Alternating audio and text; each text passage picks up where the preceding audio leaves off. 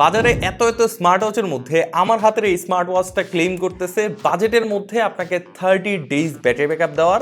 হ্যাঁ ভাই, আপনি ঠিকই শুনছেন, 1 মাস নাকি ব্যাটারি ব্যাকআপ দিতে পারবে।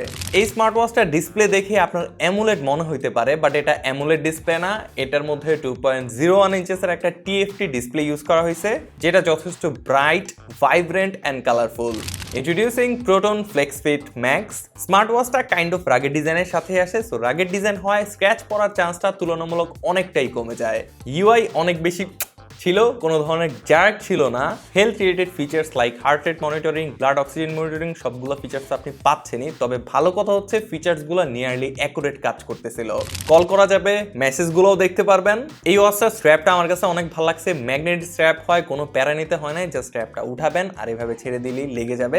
স্ট্র্যাপের কোয়ালিটি অনেক জোস আর স্ট্রং ছিল, ম্যাগনেট স্ট্রং ছিল।